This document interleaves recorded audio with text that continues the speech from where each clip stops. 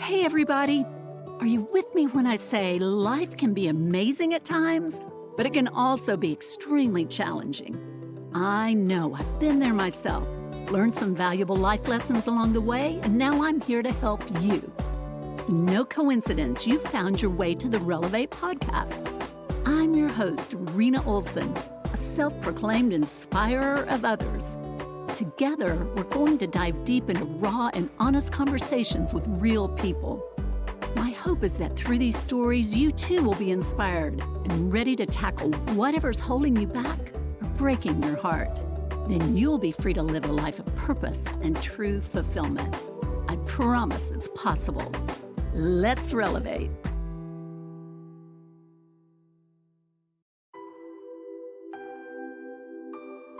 Hey friends, it's Rena Olson with the Relevate podcast. Welcome to another episode designed to inspire and uplift you. So today I have a treat for you. I have Will Acuff and Shana Berkeley from the nonprofit Corner to Corner in Nashville. Corner to Corner is, I'll let them tell you the story of it, but it all started with a restlessness in Will's and his wife's heart to really radically love neighbor as self. So what has transpired since that time is just amazing. I know you'll enjoy this conversation as much as I did. Awesome. Will Acuff and Shana Berkeley, welcome to the Relevate podcast. Thank you for having us. Oh my gosh. I am so excited to have you both here to share your personal stories of how we kind of got here, and also to learn more about the amazing organization that you're both involved with called Corner to Corner. It is such a light and such a great example for people to learn from, and just really super excited to share this story. So gosh, thank you both for being here. Yeah, we're glad to be here. Thank you for having us. Oh, absolutely. So, Will, let's start with you. The initial journey started with you and your wife and kind of the call on your heart to really do something. So if you can unpack that a little bit, that would be amazing. Yeah, for sure. There's a really long, and then a truncated version of this story. The truncated version is my wife and I moved to a historically low income community in Nashville, Tennessee. At this point, was that a little over 13 years ago, 14 years ago, something like that. It's getting misty at this point, blurry depths of my mind. And we really moved here with a lot of questions, specifically if Jesus lived this way, right? If the way that we see him living in the Gospels, the way that we see really the whole biblical story of moving into the margins, loving neighbor as self, a deep concern for what I would describe as biblical justice. Mm-hmm. We both felt like we had learned some good truths growing up and being part of churches, but we hadn't gotten a theology of love of neighbor. Mm-hmm. That was usually, boxed in as like a short-term mission trip, or equated with love of neighbor equals evangelism only or something, mm-hmm. Coming out of kind of the subculture that we came out of. And so we moved into this neighborhood really with questions. What does it look like to love neighbor as self? Mm-hmm. And so we came in as learners. Right away, my wife, she was like, I'm going to dive full in. She is an amazing woman, and she became a former offender job training specialist working behind bars at the men's prison here in Nashville, really helping former offenders to transition back to the community so that they were able to get what we might call right now jobs that were an anchor in the storm of transitioning back, just one little anchor of stability. And what we found living in the community is that those neighbors who were coming home were our physical neighbors. They lived down the block, they lived next door. And over our time, just our house became a place where folks were hanging out. It became a place of peace and safety and welcome. So we put a little free library in the front yard for kids. We had toys on the porch. We used to recreate the NBA playoffs on Xbox and offer like a $50 cash prize, to teenagers in the neighborhood. And if you want to see focused teenagers, like offer money for video games. And over time, just organically relationships were forming. But we really, at one point, we had volunteered for all sorts of stuff that was happening in the community. But we saw that the programming was good, but the relationships didn't last. and realized that in the nonprofit culture, really, there was this vibe of programs are the point. And we were really wrestling with, shouldn't relationship be the point? Believing that relationship is where long-term life transformation happens, right? It's why the church actually cares about getting together. It's why they care about things like accountability and being in each other's lives and weeping with those who weep and rejoicing with those who rejoice. And a program doesn't do that, right? Relationships do that.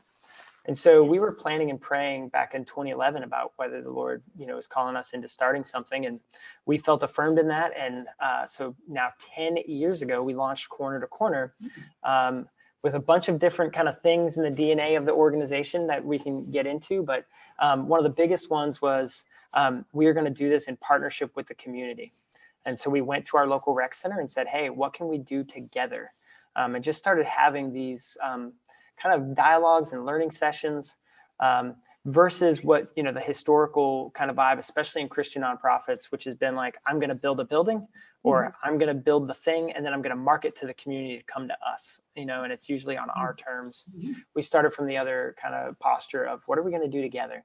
And we're going to submit to your space and your keys to the building and all those things. Fast forward 10 years, we now have 3 kind of areas. Well, I'm sorry to stop you, but how did you guys kind of figure all this out? Was it, because a lot of what you're doing is not intuitive.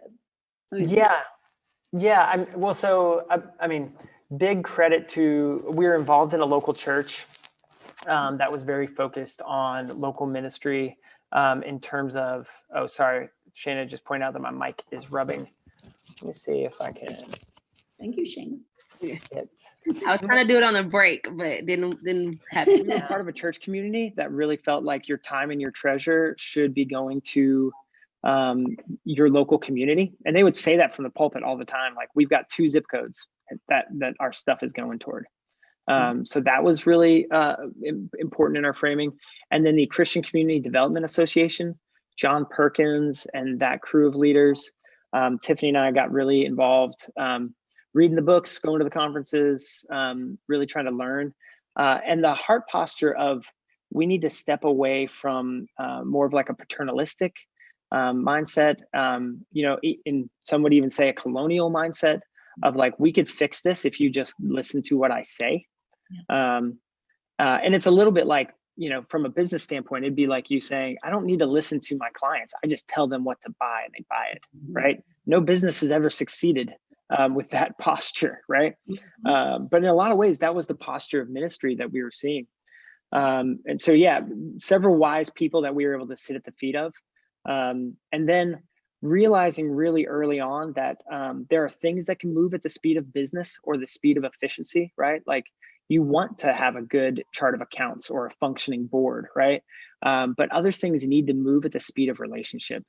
And so establishing that as a core identity and then resisting the pull into efficiency mindset in those areas, Sure. And I love the fact that you guys moved into the neighborhood. And didn't you tell me you kind of started building those relationships with the kids by putting a box of toys on the front, front porch? Yeah, we had boxes of toys on the front porch, free library in the front yard. I mean, we were already in relationship with neighbors for years before Corner to Corner started. So there was no, hi, I'm Will, nice to meet you vibe, when we started Corner to Corner. In fact, when the very first program that we launched was Tiffany's former offender job training course for free at the local rec center, because that's what the staff wanted to bring to the rec center. And it was, in our neighborhood, right around the corner from our house. But we already knew a ton of the kids who were down there. And actually word got out about the class in part because of the relationship we already had with these other neighbors. So it wasn't like a cold sale, you know what I mean? It was much more this slow, steady drip of familiarity. And we talk about it here as the ministry of consistency. At the end of the day, there is no magic trick. There is show up with a learner's posture and really embracing the humility of Christ, and do that day in, day out, and then see what God does in a decade. Just so good. So good. I just love the way you approached it from kind of a very different direction that a lot of well-meaning nonprofits and churches, most everybody is well-meaning, but I think you really, you came at it from a different direction from the relational standpoint. And I think that's so awesome. So in a previous conversation, you said the gospel lived out is an adventure. Yeah. Share more about that. Yeah, I mean, that was a big touchstone for Tiffany and I in our marriage, actually. I would say I was on a trajectory. I thought I'd go to college and then go to seminary. But in college, I took a sidetrack, getting obsessed with playing in rock and roll bands. And I was doing that a lot coming out of college. But I was fortunate enough to go on a trip with an epidemiologist from the University of North Carolina and his wife, who's a general practitioner. And we went to Nairobi to learn what the church was doing in the face of the AIDS pandemic. And for 6 months prior to that trip, we met at their house every single Sunday. And we read doctrinal papers, we read economic papers, we understood things about how policy in one area of the world affects, sub-Saharan Africa. And it was the first time I'd ever been exposed to the nuances and the complicated factors that go into not just global poverty, but local poverty. And then going to Nairobi, I mean, it's a classic story. Naive white kid from, the US visits another country and suddenly realizes that poverty is real, right? Like it's kind of a trope at this point. But that's what happened. And when I came back, I was so destroyed. Like my worldview was gone. And the Lord very gently met me in that and was walking with me and restoring me, but building something new. And that's when I met Tiffany, my wife. And in our early dating, we just kept talking about this idea that like, if you're going to believe this crazy story, it's not an invitation to comfort, it's an invitation to adventure. And as long as you're having the mentality of like, I want the controlled, the climate controlled bite-sized life, right? You can have that, but it's not going to be full of the kind of edge of your seat excitement that I think the gospel invites us into. That's so amazing. Okay, well, let's pause your story, and I can't wait to hear more from Shana Berkeley. So, hey, please jump in there and kind of give us your brief story of how we got here to today.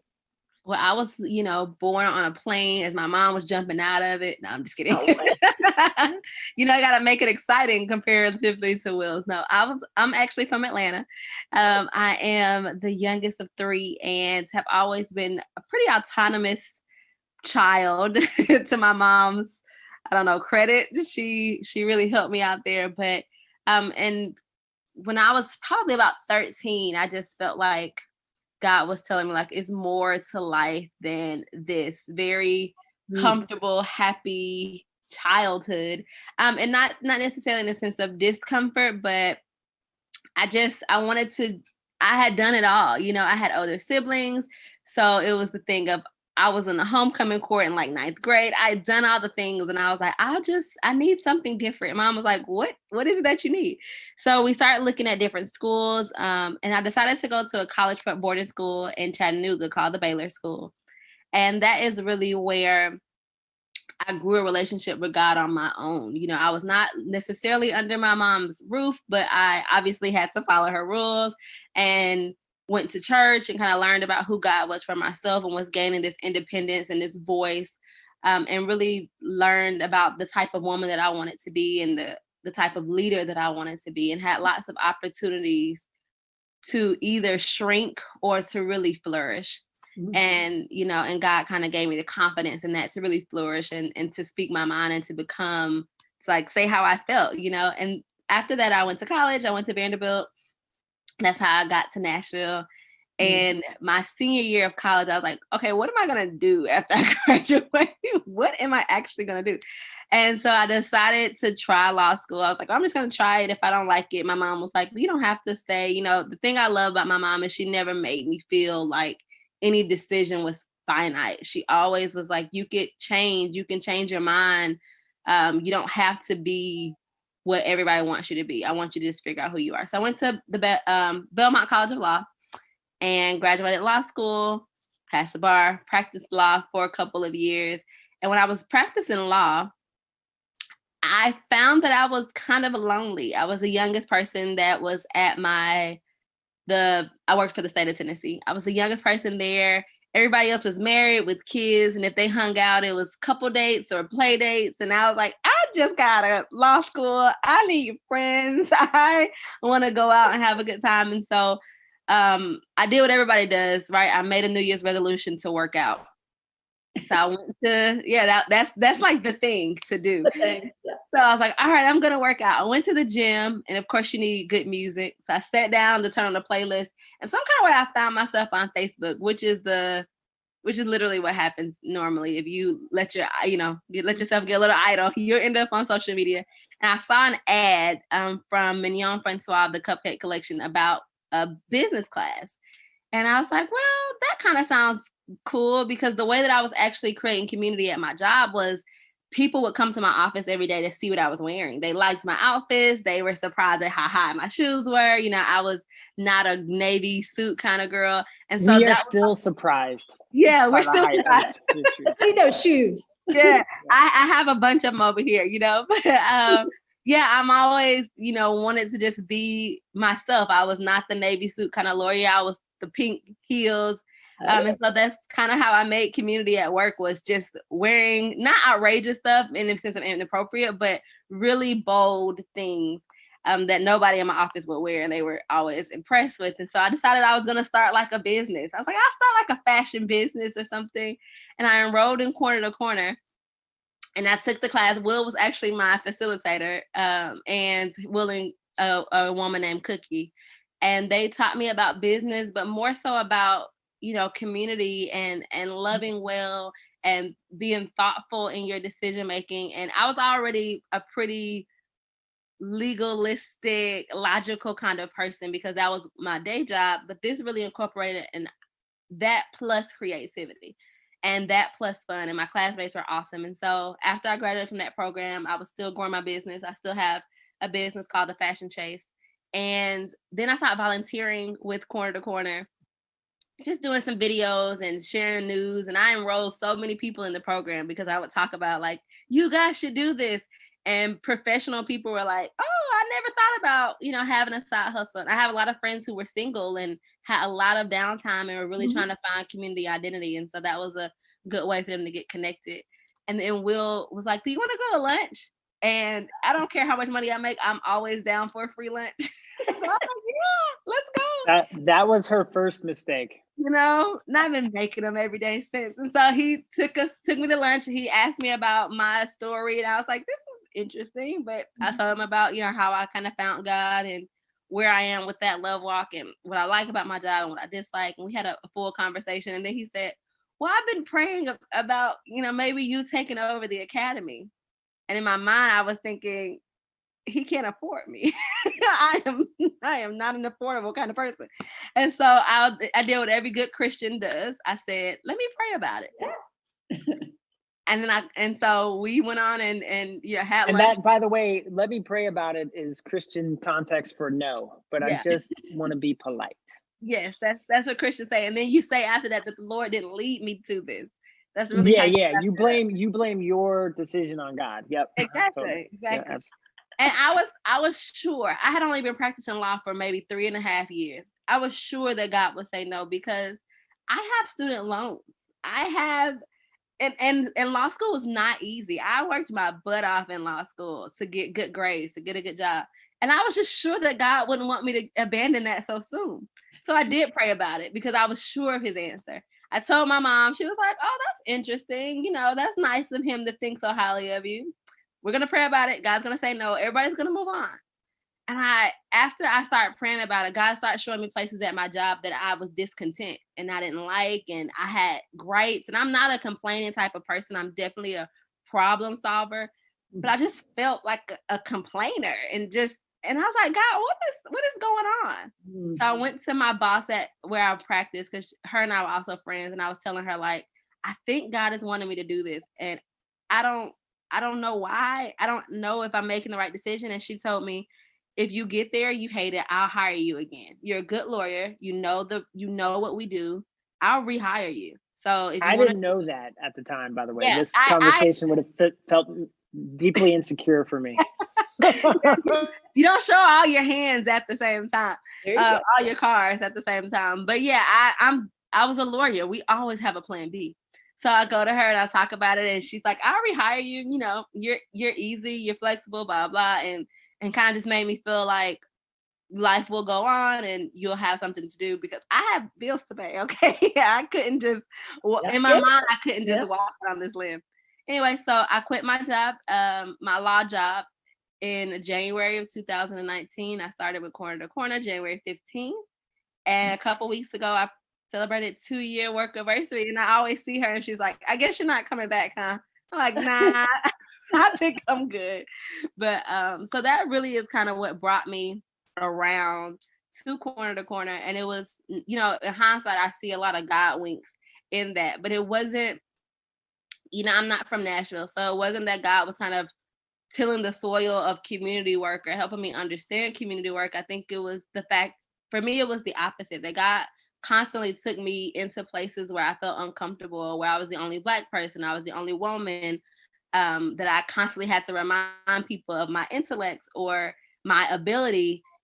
And before they really saw me as maybe worthy, is maybe that's not the best word, but that's kind of how it felt to me, and really pushed me to speak up for myself. And so that's why Will and I really make a good team, because I definitely say how I feel, and with the heart and the compassion, and then he does as well. So we really play off of each other well to say what's best for our community at this time. And sometimes we disagree and sometimes we agree, but our heart is always to want to amplify the voice and the message of our community members and in their humanity as well.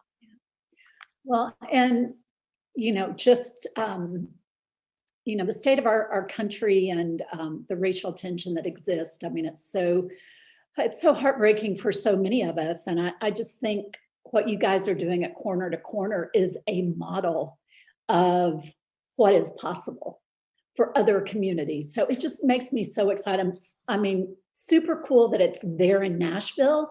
So if you both can kind of unpack some of the programs that are offered through Corner to Corner, I mean, how you've kind of been able to create those relationships and to create significant change in your community. I just would love to learn more about that.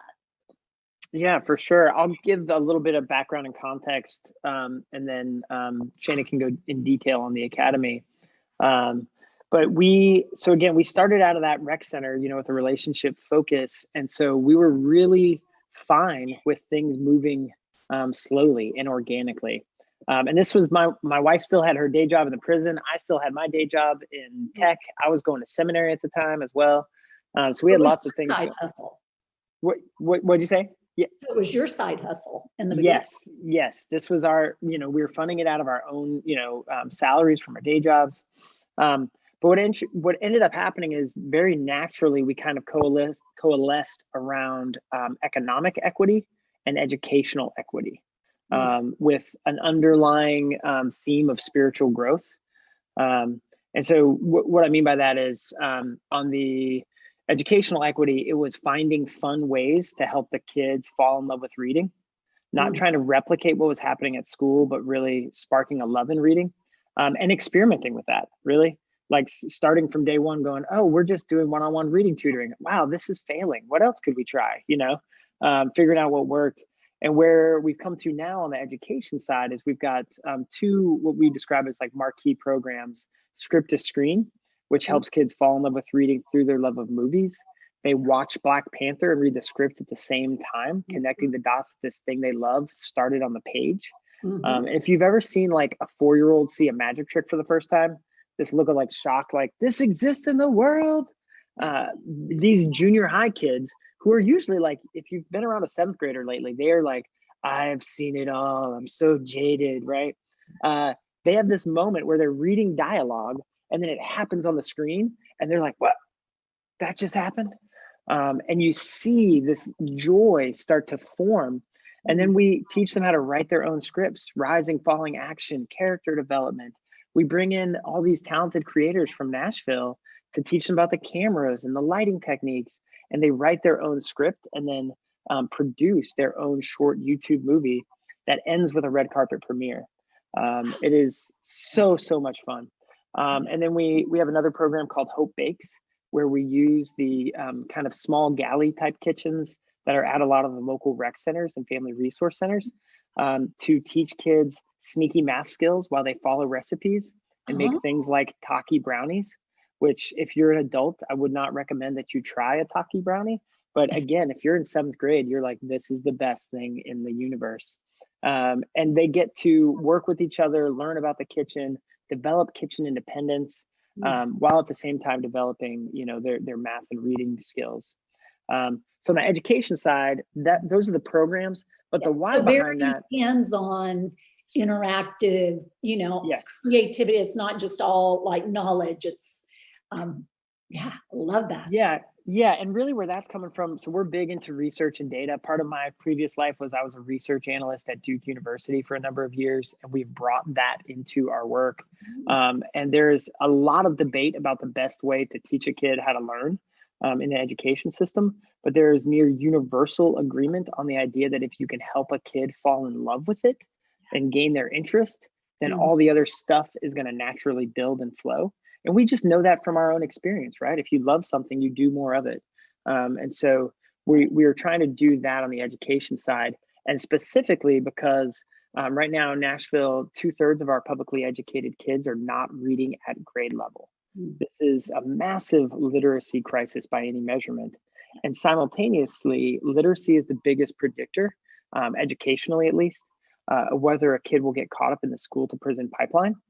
And then when you take into the effect that Nashville right now has the highest incarceration rate per capita in the United States, we have built a conveyor belt, that launches kids into this system. And then we wonder why it keeps happening. And so we really think that, Corner to Corner has a role to play in helping spark a renaissance in tutoring education that involves hands-on, falling in love with, and getting access to technology all at the same time. So that's the educational equity side.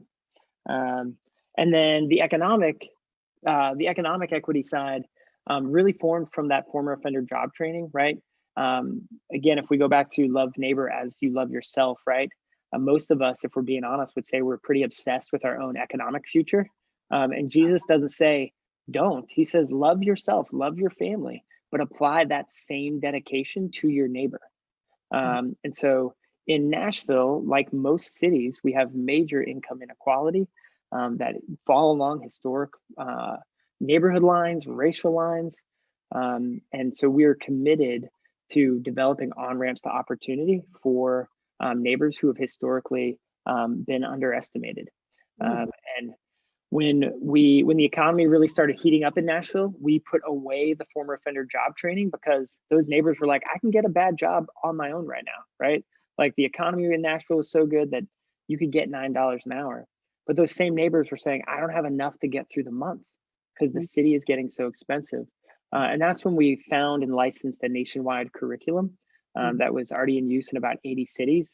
And we launched our first cohort of the Academy, which equips underestimated entrepreneurs with the tools they need to plan, start, and then grow their own small business. And that's the program that Shana first came to after a local businesswoman, Mignon, posted about us and put an ad out for us. And now Shana is the director of the Academy and can tell you all the wonderful things that she's doing. Oh, yeah. Yeah. Thank you for that warm introduction. Yeah, so the Academy started in 2016 with the one location. This year we'll have 10 virtual locations. And it started with about, 15 to 18, right, Will, graduates, something on those lines. There were 13 in the first cohort. Oh, 13 that graduated, that made it through. Yeah, so last year we graduated about 140 entrepreneurs, and this year we're looking to graduate 200 entrepreneurs.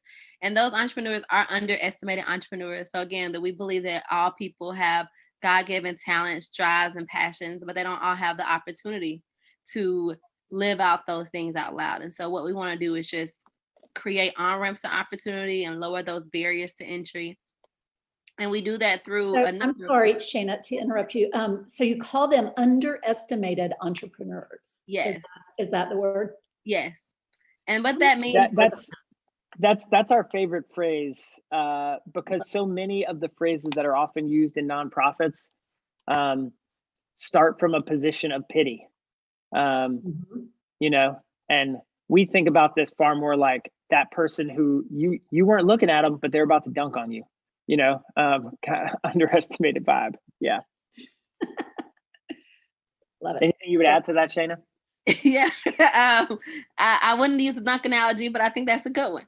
I think You can cut the dunk analogy. Let's scrap the dunk analogy. No, we're with the dunk analogy. I would dunk on some people. I mean, if given a trampoline. I was gonna say, but yeah, underestimated because it's not that they don't have everything that they need in the sense of having agency and having a great idea and having the intellect. What our community is missing is the opportunity. And the things that's not taken into account when you look at statistics of about Black businesses or the success of Black businesses, or how 41% of Black businesses closed in COVID, is going to be the fact that they have less resources. It's going to be the fact that they had less opportunity and awarding of things like PPP. Like they had less of what makes small businesses successful. Mm-hmm. And our job and what we constantly think about and what we're obsessed about at Corner to Corner is to say, how can we give our neighbors and friends more of what everybody else has, more of the opportunities that exist in this world, more of the education and the support and the mentorship. And so the first thing that we all need is, just like a house, is a foundation. That's what the Academy does. It's a 10-week program, and we license a curriculum. And in that program, we talk about your customer, your mission, accounting, legal, the foundation of a good business, the mindset, the understanding, and we give you the tools to do that. So it's not like you need to have a good accounting system. We talk about QuickBooks. We bring in guest speakers who can tell you about accounting, who can tell you good accounting practices. We widen your social network because we know your network, it determines your net worth. And so once you have that good foundation, we then have a class called the Academy Amplify, which is for graduates. And we then ask you, like, where is your greatest need? Is it in mentorship where you can have accountability, or someone who's done it before who can give you direction? Is it in the fact that you need a Shopify because you sell products and we teach you how to make a Shopify? Is it that you need a contract or you need to file a trademark? We have a lawyer, a pro bono lawyer program. Is it in the fact that you need a $2,000 piece of equipment because you make t-shirts and you have to pay for the printing? Well, we have a promissory note program that we're rolling out, right? So we're seeing where they have greatest need, and we're helping to aid that along, again, to make their business successful and to make it grow, and so they can be in control of their own destiny and their own legacy. And so the Academy really is something that has grown. So many people ask me about, how does the Academy grow and what is it? We have a lot of word of mouth communication because people have such positive experiences with it. They tell their neighbors, they tell their friends, and it doesn't have to be, you want to start the next $1 million company. You may want to supplement an income. You may want to buy something specific. You may want to save money or to try out an idea with a low cost of entry. We welcome all types of businesses from all entrepreneurs, underestimated entrepreneurs, so they could be successful in their own right and really have that self-confidence and autonomy to be successful in life as a whole. So amazing. So people coming into the class, do most of them have an idea that they want to, kind of germinate and build out, or talk? And if you can give me some specifics of just some businesses that have been brought up through the Academy. Yeah. You want to go first, Will, or you want me to? I'll go first with a couple of stories of businesses. Well, first, there's the moment we knew we had something, right? Because we're a big, what I would describe as an agile nonprofit. Like, we want to iterate and try things and scrap programs if they're not meeting the needs of our community, or they're no longer partnered with the community, right? Like that, those kind of things happen. And so we want to put them aside if that's what's going on. And so when we started with the Academy, we didn't know if it was going to work. until the first graduation celebration we had. And we should say our graduation celebrations, like our last in-person one pre-COVID, had over 500 people. Like it's this massive block party. It's so encouraging. But that first one had maybe 40 people, right? And 13 graduates. But one of the speakers was a graduate of the class who got up, a 13-year-old girl who was making buttons and custom greeting cards to try to get her peers to talk to each other offline. And she had this beautiful story about, what she's trying to do to connect with the hearts of her peers, but that she also wants to sell 100 units by the end of Q4. And you hear this 13-year-old girl express this, and instantly this businesswoman from the community stood up and said, "I'm buying your first 100 units tonight." And then a second person stood up and was like, "And I'm buying your second." So she sold 200 units that night and far exceeded, right, her goals. Well, also on stage with her that first night was a guy named Marcus who wanted to launch a boutique kind of soul food restaurant that blended the best of Nashville's history with also this moment of it being the it city. But he didn't have the funding to launch a brick and mortar just then, right? So he did what we teach in the class: start small so you can start now. Yeah. And he launched a catering business. And just week over week, year after year, this was his side hustle that he was growing. And then this past fall, his brick and mortar, right before COVID, right? This was, October 2019. Wow. He launches his business and then COVID happens, right? Mm-hmm. Well, I get a call from him last year, and I thought it was going to be one of those phone calls of, man, I just can't hang during COVID, but instead he said, "Will, we have pivoted so well to takeout, and we're doing so great that I want to scholarship 5 more restaurant students into the Academy this fall." And so he went from, again, he was on that stage in 2016, and now his restaurant is thriving and he's opening a boutique cocktail lounge. Is his next business. He's got the property, he's doing the build out. So it's there's amazing stories. Tony is another favorite of mine because Tony was already a hero. He was the first Black firefighting captain named in the city of Nashville, right? So he's a hero every day at his job. But he also wanted to be a hero to his daughters specifically and show them what it looked like to build something and own something, right? So he came to the Academy to launch his business called 360 Inventory Solutions, which gave you, your home or your business, a full inventory of your property so that in the event of a fire or flood, you could get paid out by insurance quickly. Because he'd seen so many families go from this terrible fire tragedy to this, bureaucratic nightmare where they don't get to rebuild. And so he saw that problem. He was stepping into the marketplace and he wanted to be a hero to his daughters, show this, right? Well, he came through the program, did amazing. He launched from us and then went to the next level to grow it with the Entrepreneurship Center, which does more high-level scaling here in Nashville. We connected him there. He starts going there and he calls me and says, "Hey, I want to get one of those giant checks and come to an Academy class and donate 100% of my first sale to Corner because I just closed my first deal." So he ended up, but he wanted to make a big deal. He wanted to show others what he was doing. So he's a hero to our community. And I thought, honestly, the story was going to end there. And then 6 months ago, he hits me up that he's donating his kidney to his sister. And I'm just like, you are the best of us, and these are the people who are part of this community. It's, we feel incredibly fortunate to get to be a small part of it. So good. So amazing. Shana, you got a story for me of a graduate? We'll give you our heavy hitter, But I think it's important to know that our graduates are diverse in their desires and who they are. So I had a student who was a grandmother who inherited her grandchildren, and she wanted to make sure that they could do ballet and football. She was like, I just want to make enough to where I can pay for these extracurriculars and really give them a full childhood experience. And we find that just as valuable. as someone who's scaling $1 million businesses, because she's been able to define what works for her family and her lifestyle.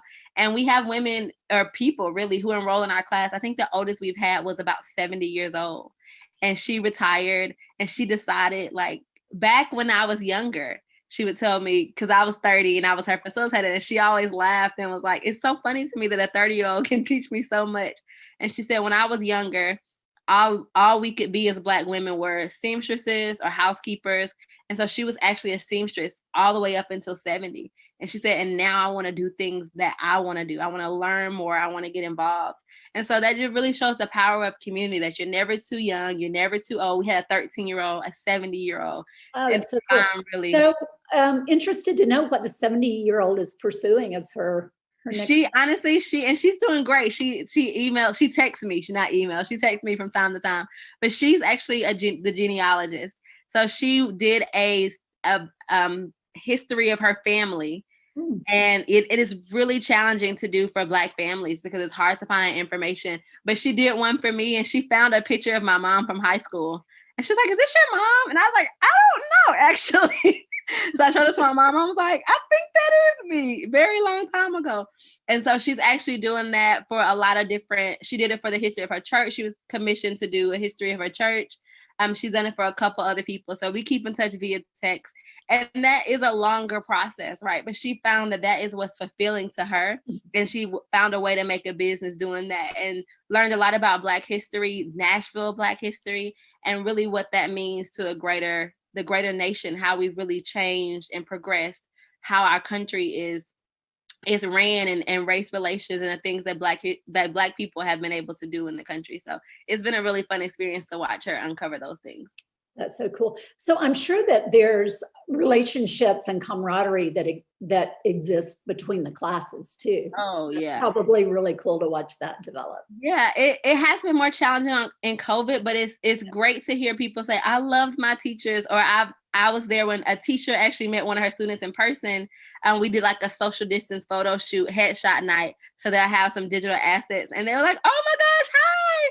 And so that you have this heart and affinity towards each other. But even in person, I led a class, and actually my class got together and sponsored 3 students who went through the program after them. They all pulled their money because they had such a good experience. They keep in touch.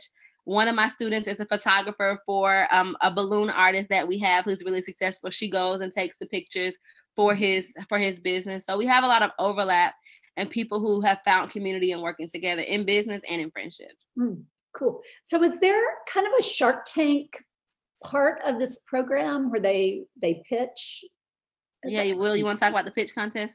Yeah, we do. Well, let me say first, it's important to understand that we have a very distinctly Christian ethic, or distinct Christian ethic in the way we approach business. And what I mean by that is, we don't like weave Bible verses in so that by week 3, we're talking about, marketing, and we're like, who's a good salesman was Jesus. And the reason we intentionally don't have that approach is because historically programs have been interwoven with a more overt evangelical messaging.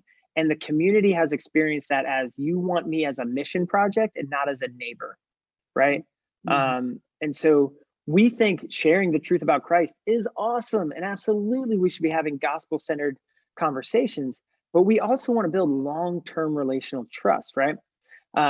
So that's kind of how we approach things. So when it comes to like the Christian ethics of a business program, we are really upfront that we want to support you and walk with you, not because we think your idea is incredible and that's what earned you a spot here. We're saying, no, you're a neighbor.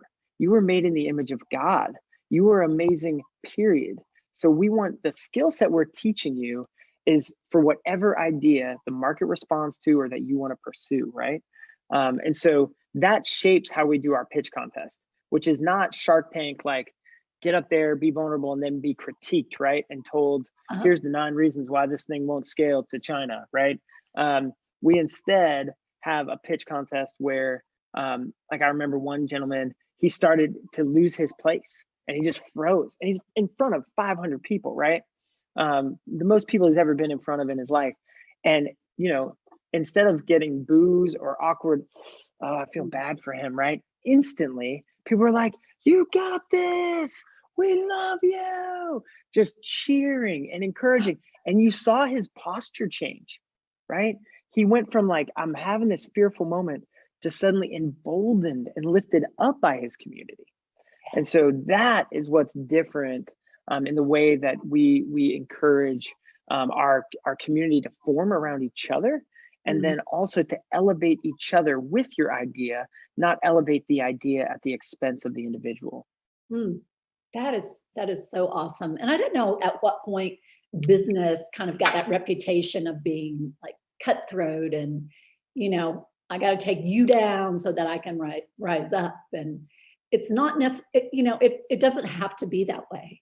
So for you guys to be leading with love and faith at the center and just belief in humanity. And, sometimes it just takes somebody saying, I believe in you. You can do this, because a lot of times, especially when you're, giving a creative idea, especially to non-creative people, a lot of times they can be like, you want to do what? But you have to have people, you have to have that safe place where, you can kind of talk it out and figure it out. So I love this idea so much. Yeah. And we found that our students have been wildly successful on their own terms. I mean, last year we put about $8 million back into the neighborhood economy. So it's not Wait, say that again. That is unbelievable. It is. Last year, our graduates businesses put about $8 million back into the neighborhood economy. And those aren't our numbers. Those numbers are based on the Small Business Administration of the U.S. government. That's their annual report card statistics. And 7 of our statistically significant measurement tools that we use with Vanderbilt University, they're one of our partners, we saw significant growth across 7 indicators that we measure. So this isn't just like a feel-good vibe program. It's actually backed by real financial impact and real social measurements. Yeah, and then you have the whole quality of life thing that you really can't measure. And I would just happen to think that those people just have to be living life on a different plane, because they are, they're being productive and chasing their dreams and being successful and making things happen. It's just so incredible. So tell me what's next for Corner to Corner. Shane has taken my job, physically arm wrestling it away from me. No, we're deeply committed to racial justice. We actually have a program called the Coalition that is specifically designed to create a space, both online and in person, when we're able to walk through the racial history in the U.S., the racial history in the church, using tools like Jamar Tisby's Color of Compromise book, where we really try to walk with our neighbors, specifically our white neighbors, to teach them what it means to be an ally versus a savior, right? And to form bonds of community that can weep together and rejoice together and work on repentance, and not kind of this thin reconciliation that's become like, let's just move on, right? That's kind of what reconciliation has become a shorthand for, unfortunately. And so we have that program that goes really deep in that, and that's led by Tiffany and some others in our community. But because of that deep commitment, we also wanted to model what does it look like to get out of the way and have more of the amazing talent from the community take over and lead. And we're doing that along all roles, right? Like we're hiring another graduate of the Academy. She starts later in February, and she's becoming the director of our alumni support, So we're doing that on all levels. But the next logical conclusion was, man, Shana should be the executive director of Corner to Corner for a million different reasons, including her talent and passion. And also to say to other white-led organizations, hey, we think it's really important that if you are serving primarily a minority community, that you look at your board and you look at your C-suite. And it's never a question of if the talent and skill is there. It's always a question of who wants to share power, right? Who wants to share influence versus who wants to figure out how to box people out? Shana, did I say that well? You're taking my job is the long and short of it. Yeah. Anything you want to add about your aggressive takeover maneuver? Yeah, basically it's like a wrestling move from the 90s, how I'm taking over. But I think community, it looks like everybody working towards the same goal and being able to know when to lead and when to follow, when to pivot, when to change. And so that's what I'm most proud about our organization is, it's not just Will and I, we have other coworkers, and a lot of the times, even with the Academy, I know that I don't have all the skills. I have a coworker who is extremely organized and has great forethought, and I lean to her for her opinion and advice on a lot of things that help me, and vice versa, because we have different skills, and we have and our skills can raise each other up. So that's really what's next for us, is to see how can we help our community rise with leaning into each other's strengths, and building on those things. And then also just growing the Academy. Will can give us the numbers, but Nashville has so many different spaces where entrepreneurship for Black-owned businesses can grow. And we haven't even scratched the surface of what it means to have equitable entrepreneurship and equity in economy in Nashville. And so we're really pushing to that. And then, at least for me, I have a lot of other communities, and Will does as well, that's kind of reaching out, trying to see how they can replicate that in their spaces and parts of the world. And so we want to be good partners with our neighbors from different states to help them reimagine how their community can grow as well. So Will, what's next for you then? If you're turning over the reins to Shana, I know you have something. Yeah. He's moving to Tahiti. Don't worry about it. Yeah, exactly. I've got an exit strategy with that nonprofit cash. That's a joke to anybody listening. There is no such thing as nonprofit exit strategy. There's a group here called Nashville Institute of Faith and Works, based on kind of some Tim Keller, connecting the theology of the workplace into your daily life. And they've done a really good job here in Nashville, mobilizing business leaders and career leaders, and connecting their Sunday life with their Monday through Friday life. And not just in the old school kind of like, you're going to start a Bible study at your office, but really in like, hey, before the fall, we were working in the garden, right? What role does work and being a creative force have in your life? And using them as a model, they're cohort based. We're looking to launch something that we're tentatively calling the Word and Deed Coalition, which is essentially saying, hey, churches, you spend so much money and resources and staffing and time and books and materials trying to get your congregation involved in small groups, right? And the average church is hitting about 40% of small group engagement.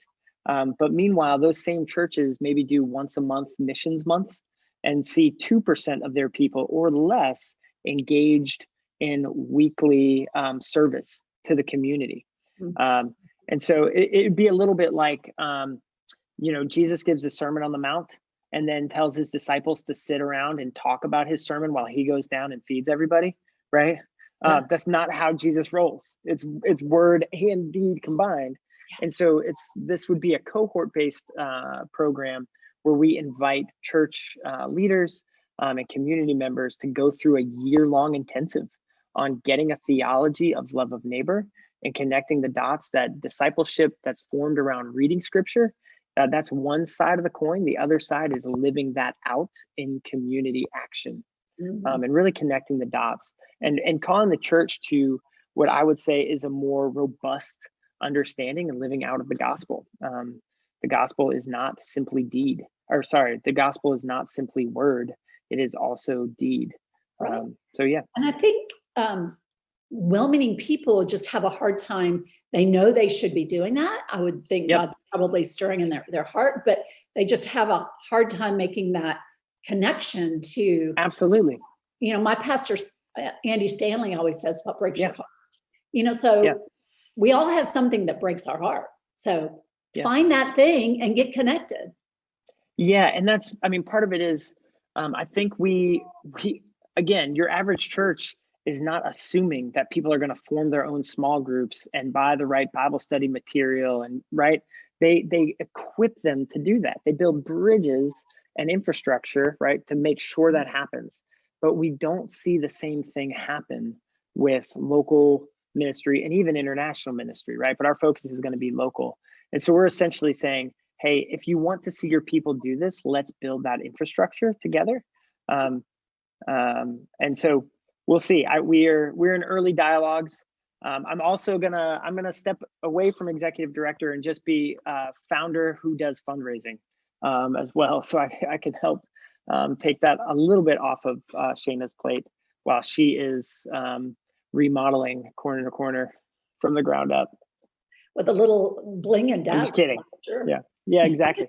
with some really fancy. Yeah. We're stepping up our fashion game for sure. That's the first. Yeah, I wear like an old hoodie and a bland mask. I'm just not cutting it anymore. Yeah. Well, you guys, this has been such an amazing conversation. I just wish you both so well, and am very excited to continue following Corner to Corner and both of you. And thank you for just doing such amazing work in our communities and our world, and just lifting people up to a higher level. It's amazing. Thank you. So how do people, if they want to learn more about Corner to Corner, what's the best way to get in touch? cornertocorner.org is our website. And that's TO Corner, not the number 2 corner. And then our Instagram, we're very active on Instagram. It is just at Corner to Corner. We also have a YouTube page that we have a series about. I wasn't trying to overwhelm them. We got so much content. They need to know. Some people, I love YouTube, so I'm all about it. And we're actually doing a series about this executive director takeover. So we would love some ideas about what people want to see. But our YouTube is youtube.com/corner, TO Corner. Love it. Love it. Thank you both. Pretty amazing stuff, huh? Wouldn't you agree? And I think I get so excited about organizations like this that are faith-based, but they're just really out there on the edge, taking Jesus's words to heart and moving love into action. So I love what Will said. The gospel is not only word, it's deed. It's not about going to church on Sunday and sitting in a row or pew. It's about finding something that lights up your heart and then moving that into action. So I love what they're doing with underestimated entrepreneurs. And maybe the challenge for you in this episode is to get connected with the nonprofit. Pretty much, especially organizations like this, need mentors. And they need people to come alongside and to volunteer and to give and to serve. So I love what they're doing in Nashville. Check them out at cornertocorner.org and send them some love, y'all.